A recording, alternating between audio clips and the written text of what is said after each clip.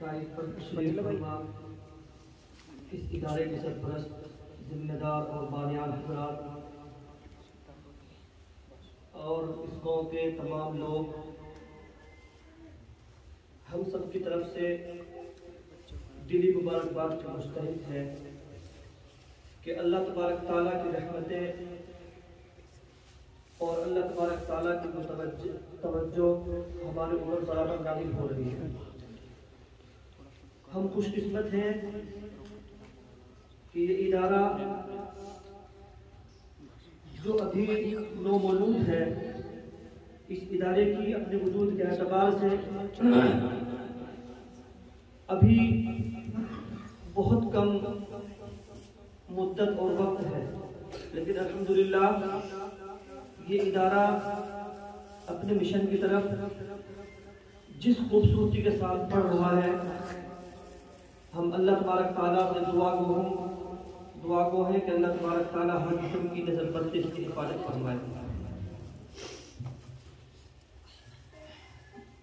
دوستو اور بزرگوں، یہ کسی بھی ادارے کے تعلق سے اور کسی بھی تحریک کے تعلق سے ایک سچائی ہے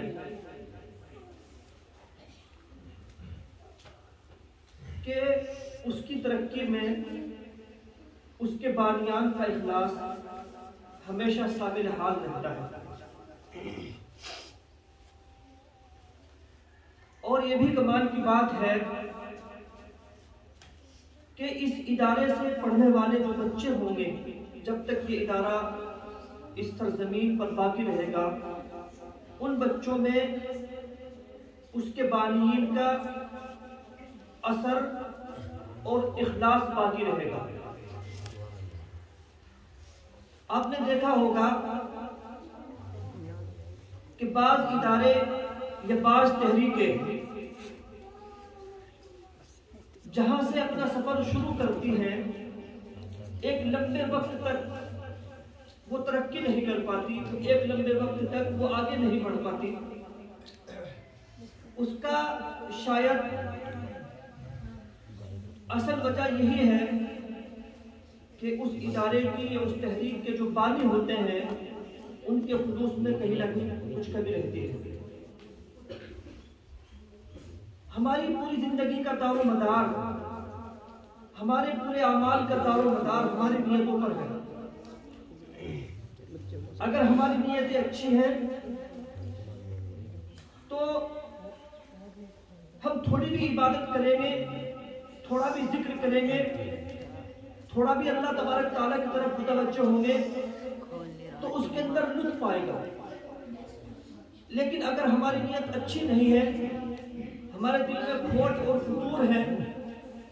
تو پھر چاہے ہم کتنی بھی عبادتیں کر لیں تو پھر ہماری زندگی میں مزہ نہیں آئے گا۔ مجھے خوشی اس بات سے ہے کہ یہ ادارہ جس تیزی کے ساتھ ترقی کر رہا ہے اور جس نظم کے ساتھ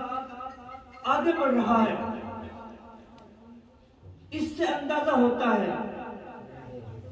اور میں 100% یہ بات کہہ بھی سکتا ہوں کہ اس ادارے کے جو بانی ہیں حضرت مفتی سید ریاض نظوی صاحب، حضرت مفتی سید فاروق صاحب، یہ ان کے خلوص کی برکت ہے۔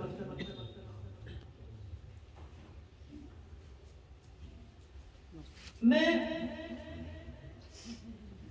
اہل صبری پور کے لوگوں سے جو یہاں بستے ہیں ان سے یہ بات کہوں گا اور یہ گزارش کروں گا کہ آپ نے دیکھا ہوگا کہ اس ادارے کا وجود، اس ادارے کا آغاز بہت کم وقت، بہت ابھی کچھ سالوں پہلے ہوا ہے، لیکن آپ دیکھ رہے ہیں کہ بچوں کے اندر جو تہذیب، اسلامی تہذیب ہے، بچوں کے اندر جو دینی جذبہ ہے، وہ کس تیزی کے ساتھ پروان چڑھ رہا ہے۔ ہم مسلمانوں کی سب سے بڑی کمزوری یہی ہے کہ وہ ہماری بنیادی چیزیں جو ہماری تہذیب و ثقافت کی محافظ ہو سکتی ہیں، ہم ان کی طرف بہت کم توجہ دیتے ہیں۔ ہم ایسی چیزوں کی طرف زیادہ توجہ دیتے ہیں جو پائیدار نہیں ہوتی، جن کا کوئی وجود نہیں ہوتا۔ اس ملک میں ہمیں اپنے دین اور اپنی تہذیب کے تحفظ کے لیے، اپنے بچوں کے ایمان کو بچانے کے لیے، ان کے عقیدے کے تحفظ کے لیے جو چیز سب سے زیادہ اہم ہے اور جس چیز کی سب سے زیادہ ضرورت ہے اور جو چیز ہمارے نئی نسل کے ایمان اور عقیدے کی حفاظت کر سکتی ہے، وہ یہی دینی مدارس ہیں، وہ یہی مسجدیں ہیں، وہ یہی علماء کرام ہیں۔ لیکن ہم مسلمانوں کی اجتماعی طور پر یہ غفلت نہیں ہے کہ ہم نے ہمیشہ مدرسوں کی طرف، ہمیشہ مسجدوں کی طرف، ہمیشہ علماء کرام کی طرف، ہمیشہ ان لوگوں کی طرف جو دین کا کام کر رہے ہیں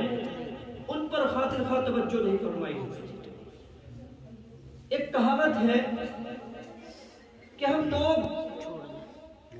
مچھر کو چھان کر پیتے ہیں لیکن اونٹ کو نگل جاتے ہیں۔ یعنی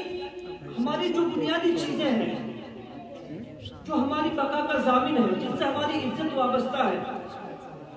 ان پر ہم دھیان نہیں دیتے، اور جن سے ہماری بقا وابستہ نہیں ہے،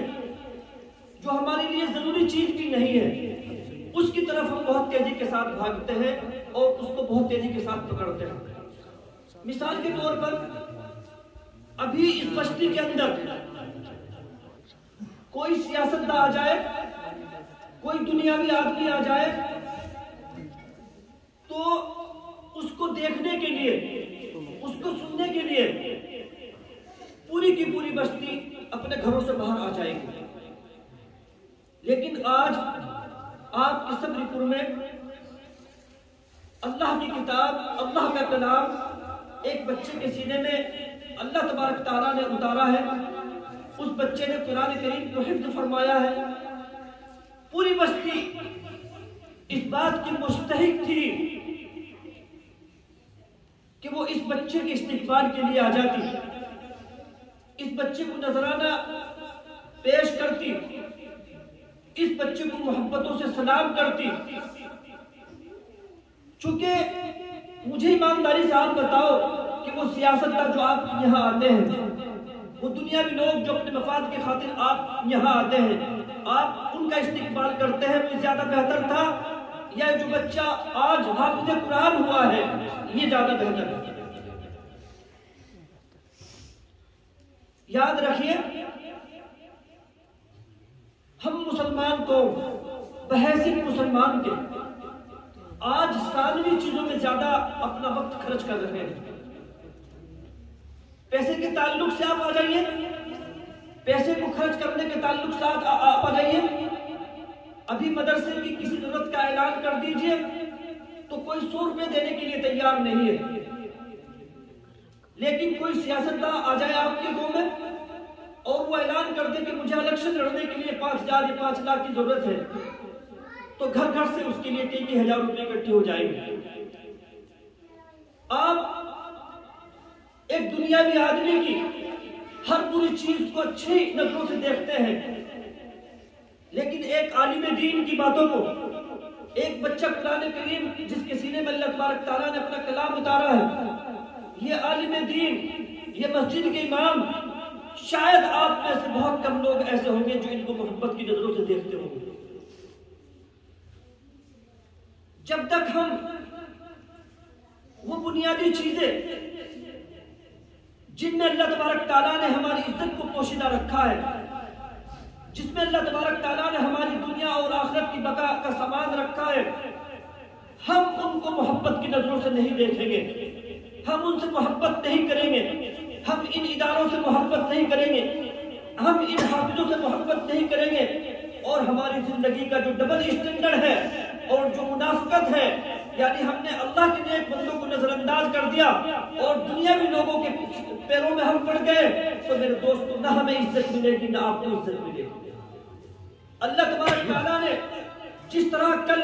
عزت کا سامان اپنے قرآن کریم میں اپنے محبوب حضرت محمد رسول اللہ صلی اللہ علیہ وسلم کی محبت میں رکھا تھا، اسی طرح میرے دوستو آپ کو جو عزت ملے گی، آپ کو دنیا میں جو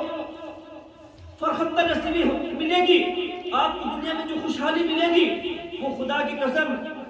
انہی طریقوں میں ملے گی جو اللہ تبارک تعالیٰ کو اور اللہ کے رسول کو محبوب ہے۔ آپ دنیاوی لوگوں کے پیچھے اپنی پوری عمر لگا دیجئے، لیکن وہ ایک غلطی بھی آپ کو معاف نہیں کرے گی، لیکن آپ اہل اللہ کی خدمت میں ایک لمحہ لگا دیجئے، ہو سکتا ہے اللہ تبارک تعالیٰ اس ایک لمحے کی برکت سے آپ کا ایمان پر خاتمہ کر دے اور آپ کی دنیا اور آخرت بنا دے۔ اس لیے مختصر طور پر یہ جو ادارہ ہے، یہ جو مسجد ہے جس میں آپ لوگ بیٹھے ہوئے ہیں، اور آج دنیا کی سب سے محترم اور دنیا کی سب سے عظیم کتاب اس بچے کے سینے میں اتاری ہے، ہو سکتا ہے اللہ تبارک تعالیٰ کل اس بچے کی برکت سے پورے صبر پور والوں کی اور اس مدرسے والوں کی مغفرت فرما دے۔ آپ مجھے بتاؤ کہ اگر آپ نے کسی دنیا والے کو، کسی سیاستداں کو اپنی جان کی قربانی بھی پیش کر دی تو ہو سکتا ہے اللہ تبارک تعالیٰ آپ کو اور کل قیامت کے دن اس کے بدلے میں غصہ ہو جائے، لیکن اگر آپ نے اپنا ایک روپیہ ایک عالم کے اوپر، ایک حافظ کے اوپر خرچ کر دیا تو اللہ تبارک تعالیٰ کی محبوبیت کا ہو سکتا ہے وہ ذریعہ بن جائے۔ یہ کتنی خوشی کی بات ہے، یہ کتنی خوشی کا مقام ہے کہ آپ کے گاؤں کا ایک بچہ حافظ قرآن ہوا ہے۔ آپ کی آنکھوں میں اللہ تبارک تعالیٰ کے شکر کے آنسو آ جانے چاہیے تھے، آپ سجدے میں پڑ جاتے کہ اللہ تبارک تعالیٰ نے اپنا قرآن کریم ہمارے بچے کے سینے میں ڈال دیا ہے۔ لیکن میرے دوستو، جیسا کہ میں نے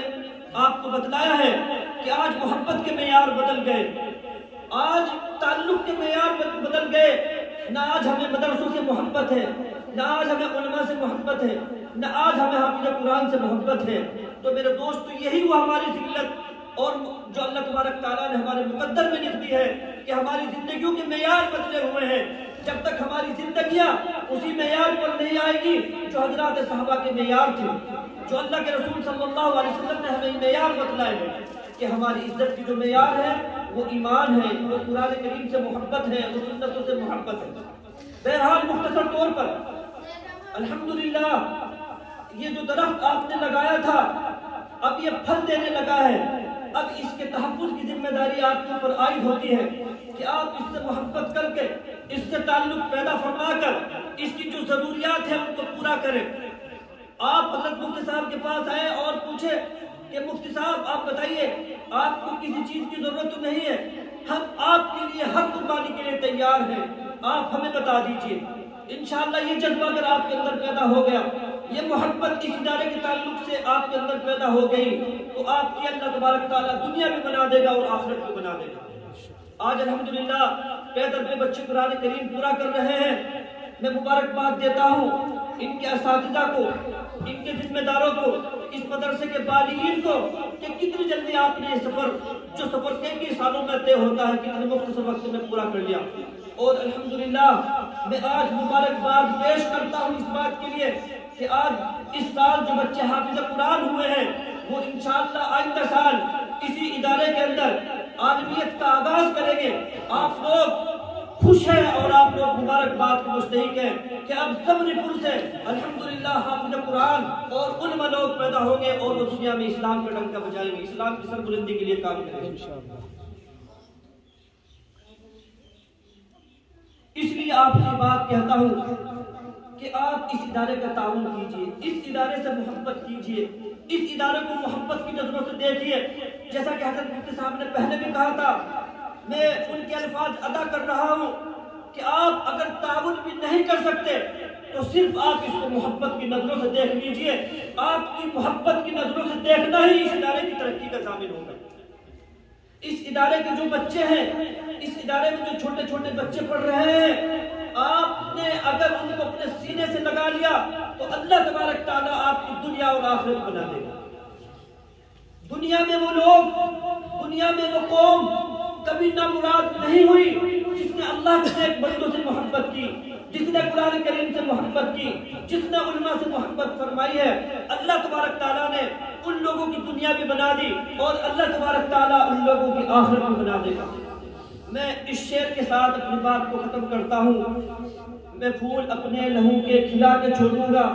میں پھول اپنے لہو کے کھلا کے چھوڑوں گا، میرا سلیقہ بہاروں کے کام آئے گا۔ حضرت مفتی صاحب سیدین صاحب میری طرف سے مبارکباد کے مستحق ہے۔ اللہ تبارک تعالیٰ آپ دونوں حضرات کی خوب خوب مدد فرمائے، صحت و عافیت کے ساتھ آپ دونوں حضرات کو لمبی عمر نصیب فرمائے۔ جو بھی آپ کے اس ادارے کے تعلق سے جذبے ہیں اللہ تبارک تعالیٰ اپنے خزانہ غیب سے ان سب کی تکمیل فرمائے۔ وآخر دعوانا الحمدللہ رب العالمین۔